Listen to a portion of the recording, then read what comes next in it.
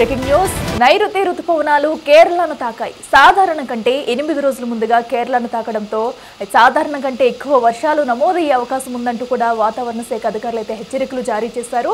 అయితే మరో పక్కన కూడా భారీ వర్షాలు కురిసే అవకాశం ఉంది. కొన్ని చోట్ల పిడుగులతో కూడిన వర్షం కురిసే అవకాశం ఉన్నట్లుగా కూడా ఇప్పటికే వాతావరణ శాఖ అధికారులు అయితే ఆదేశాలు జారీ చేశారు. అయితే నైరుతి రుతుపవనాలు ఏవైతే కేరళను తాకాయో సుమారుగా విస్తారంగా అటు కేరళ, కర్ణాటక, తమిళనాడులో కూడా విస్తారంగా ఈ రుతుపవనాలు అయితే విస్తరించి ఉన్నాయనే చెప్పుకోవాలి. దీంతో జూన్ 1న ఇటు తెలంగాణను కూడా ఈ నైరుతి రుతుపవనాలు తాకనున్నాయి. దీంతో పెద్దగా వర్ష ప్రభావం ఎక్కువగా ఉంటుందంటూ కూడా వాతావరణ అధికారులు అయితే చెప్పుకుంటూ వస్తున్నారు.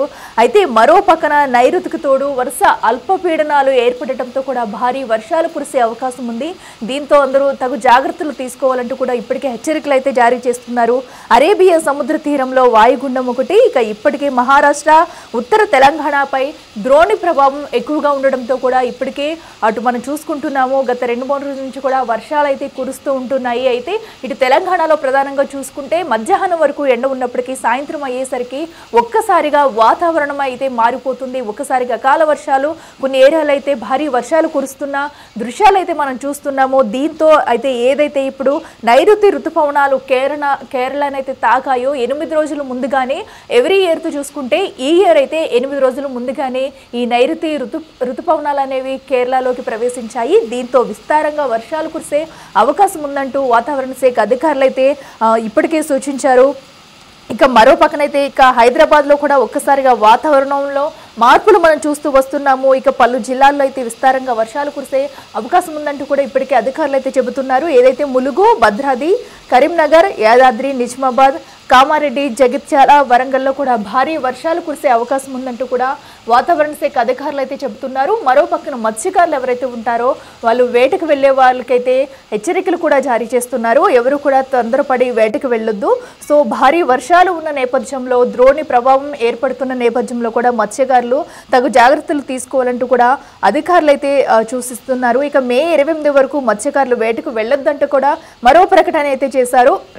దీంతో వేటకు వెళ్లే వాళ్ళు ప్రతి ఒక్కరు కూడా ఈ వర్ష ప్రభావాన్ని చూసుకుని దాన్ని గమనించుకుని వేటకు వెళ్ళాలి. లేదంటే మే 28 వరకు అసలు వేటకు వెళ్ళకపోవడం మంచిదంటూ కూడా వాతావరణ శాఖ అధికారులు అయితే చెప్తున్నారు. అయితే నైరుతి రుతుపవనాలు విస్తారంగా వస్తుండటంతో కూడా వర్ష ప్రభావం ఎక్కువగానే ఉందని చెప్పాలి. ఇటు 2 తెలుగు రాష్ట్రాలకు కూడా ఈ నైరుతి రుతుపవనాల ప్రభావం అయితే ఎక్కువగా ఉన్నట్లు ఇప్పటికే అధికారులు అయితే వాతావరణ శాఖ అధికారులు సూచిస్తున్నారు. దీంతో అటు లోతట్టు ప్రాంత వాసులు కానివ్వండి, అటు సముద్ర తీరాల ఉండేవారు కానీ ఇటు ముందు జాగ్రత్తలు తీసుకుంటే మంచిది. అలాగే పంటలు వేసుకునే వాళ్ళు ఎవరైతే ఉన్నారో రైతులకి ఇది కొంతమందికి అయితే ఇది గుడ్ న్యూస్ అని చెప్పుకోవచ్చు. ఇప్పుడు పంటలు ఎవరైతే వేసుకుంటారో అయితే మరో పక్కనైతే ఇప్పటి వరకు ఎవరైతే వరి ధాన్యం అటు సేకరించి ఉన్నారో వాళ్ళకైతే కొంతమంది వరి ధాన్యం తడిసిపోవడంతో ఇబ్బందులు పడుతున్నారు. అయితే ఇప్పుడు నాట్లు ఎవరైతే వేసుకుంటారో, పంటలు ఎవరైతే వేసుకుంటారో వారికి ఇది సరైన సమయం,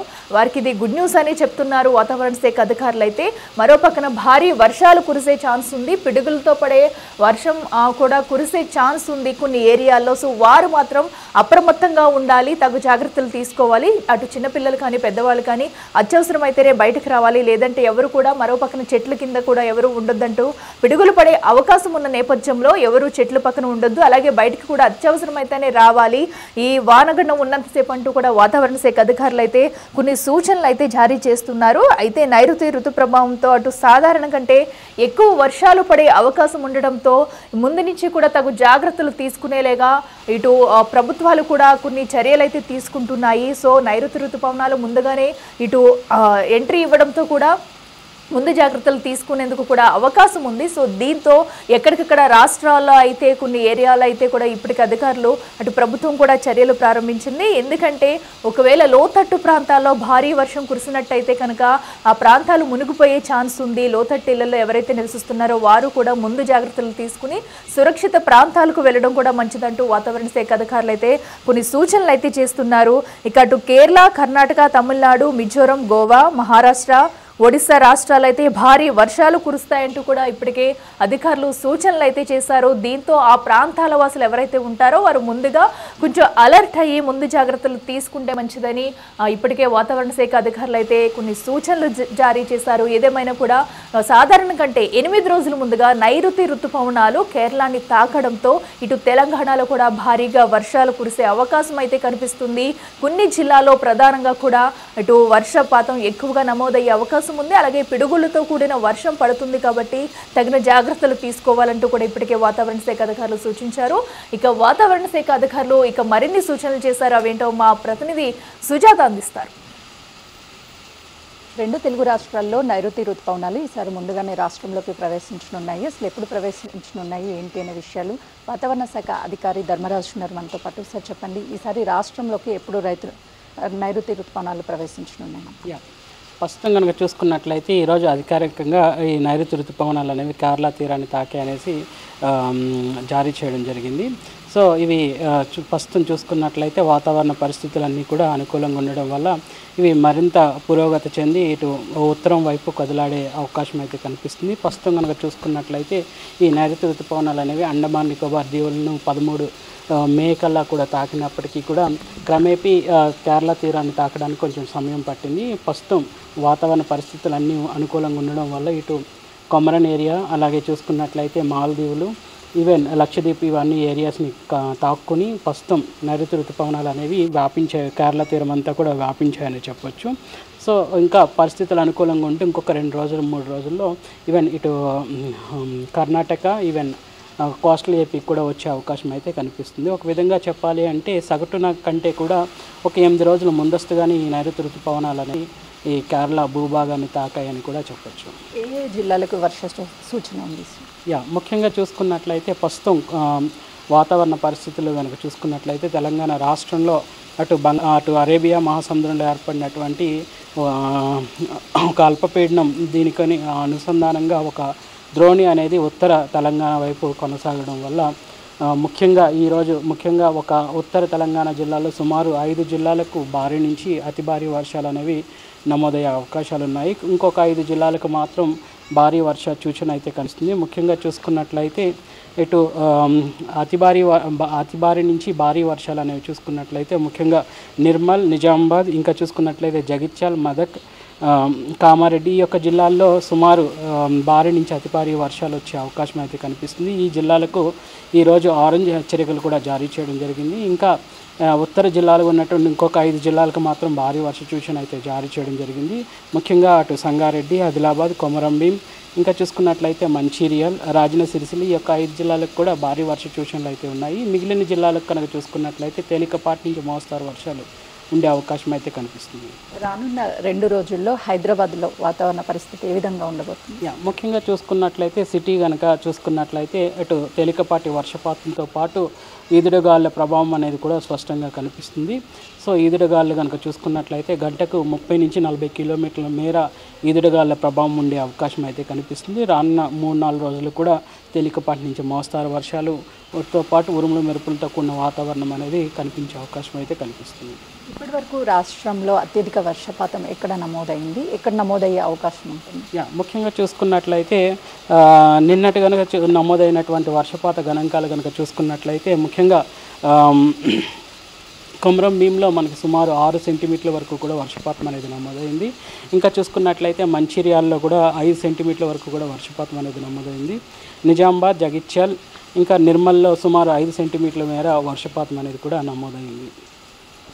జిల్లా అధికార యంత్రాంగానికి కావచ్చు, అటు జీహెచ్ఎంసీకి కావచ్చు, ఎలాంటి సూచనలు చేస్తున్నారు? ముఖ్యంగా చూసుకున్నట్లయితే ఈరోజు ఉత్తర తెలంగాణలో భారీ నుంచి అతి భారీ వర్షాలు అనేవి సుమారు 10 జిల్లాలకు వార్నింగ్స్ అనేవి, కొన్ని జిల్లాలకు ఎల్లో హెచ్చరికలు, కొన్ని జిల్లాలకు ఆరెంజ్ హెచ్చరికలు కూడా జారీ చేయడం జరిగింది.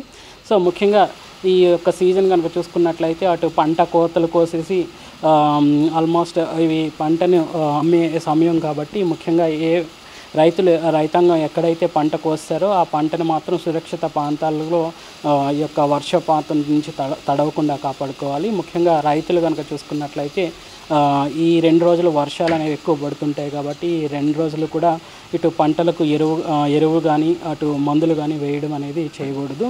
ముఖ్యంగా మ్యాంగో సీజన్ కాబట్టి ఈ సమయాల్లో ముఖ్యంగానే ఈదురుగాల ప్రభావం అనేది ఉంటుంది కాబట్టి ముందస్తుగానే ఈ మ్యాంగోస్ కానీ ఇవి పంటలు పళ్ళకాయలు అనేవి ముందుగానే కోసి మార్కెట్కి పట్టుకువెళ్ళాలి. సో ఈదురుగాల ప్రభావం ఉండే సమయాల్లో మాత్రం ఈ పంటకి నష్టం చేకూరుస్తుంది. ముఖ్యంగా రైతులు ఈ సమయాల్లో మాత్రం ఈదురుగాళ్ళు, ఉరుములు మెరుపులతో కూడిన వాతావరణం ఉన్నప్పుడు మాత్రం షార్ట్ సర్క్యూట్ అనేది అవుతూ ఉంటుంది. కాబట్టి ఈ సమయాల్లో మాత్రం మోటార్స్ ఆపరేట్ చేయడం కానీ విద్యుత్ పరికరాలకు దూరంగా ఉండడం అనేది చేస్తూ ఉండాలి.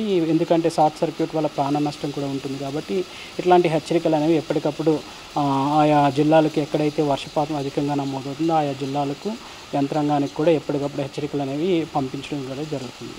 హైదరాబాద్లో ఎన్ని రోజులు వర్షం ఉండే అవకాశం ఉంటుంది? ముఖ్యంగా చూసుకున్నట్లయితే నగరంలో కనుక చూసుకున్నట్లయితే ఈరోజు తేలికపాటి నుంచి మోస్తారు వర్షాలు, ఈదురుగాళ్ళతో కూడినటువంటి వర్షం ముఖ్యంగా గంటకు 30 నుంచి 40 కిలోమీటర్ల మేర ఈదురుగాలి ప్రభావం ఉండే అవకాశం అయితే కనిపిస్తుంది. ఇట్లాంటి వాతావరణ పరిస్థితులు రానున్న 3-4 రోజులు కూడా కొనసాగే అవకాశం అయితే కనిపిస్తుంది. అంచనాల కంటే ముందుగానే ఈసారి నైరుతి ఋతుపవనాలు రాష్ట్రంలోకి ప్రవేశించాయి సార్? ఒక విధంగా చెప్పాలి అంటే గత 2008లో కనుక చూసుకున్నట్లయితే నైరుతి ఋతుపవనాలు అనేవి మే 22న తాకాయి. తర్వాత చూసుకున్నట్లయితే 2009లో కూడా 23వ తారీఖునే ఈ కేరళ తీరాన్ని తాకినాయి. ఈ సంవత్సరం అంటే సుమారు 17 సంవత్సరాల తర్వాత ఈ నైరుతి ఋతుపవనాలు అనేవి కేరళ తీరాన్ని తాకాయి అనేసి చెప్పవచ్చు. ఈసారి మే 24నే ఒక ముందస్తుగా 8 రోజుల ముందస్తుగానే ఈ కేరళ తీరాన్ని తాకినాయి. కాబట్టి ఒక విధంగా చూసుకున్నట్లయితే సగటున మన రాష్ట్రానికి తెలంగాణ భూభాగానికి కనుక ఈ యొక్క నైరుతి ఋతుపవనాలు అనేవి తాకాలి అంటే సగటున కనుక తీసుకున్నట్లయితే 10 జూన్ కల్లా కూడా మనకి రాష్ట్రానికి తాకుతుంటాయి. ఒక ముందస్తుగానే కేరళ తీరాన్ని ఈ నైరుతి ఋతుపవనాలు అనేవి తాకే కాబట్టి ముందస్తుగానే మన రాష్ట్రానికి కూడా నైరుతి ఋతుపవనాలు అనేవి వచ్చే అవకాశం అయితే స్పష్టంగా కనిపిస్తుంది. రాష్ట్రంలోకి ఈసారి నైరుతి ఋతుపవనాలు త్వరగానే ప్రవేశించాయి. రానున్న 3 రోజుల్లో కూడా తెలంగాణలోని వర్షం నమోదయ్యే అవకాశం ఉంటుంది. కొన్ని జిల్లాలకి రెడ్ అలర్ట్, మరి కొన్ని జిల్లాలకి ఆరెంజ్, ఎల్లో అలర్ట్ని కూడా జారీ చేసిన ప్రజలు అప్రమత్తంగా ఉండాలి. ముందస్తు కాలంగానే అధికార యంత్రాంగానికి కూడా సూచనలు చేశారు. అటు మామిడి సీజన్ కావడంతో అటు మామిడి తోటకు సంబంధించినటువంటి కావచ్చు, లేదు అని అంటే ఇతర పంటలకు సంబంధించినటువంటి వాళ్ళు కూడా అలర్ట్గా ఉండాలి అని చెప్పేసి అధికారులు చెప్తున్నారు. కెమెరామెన్ రాజుతో సుజాత, వాతావరణ శాఖ.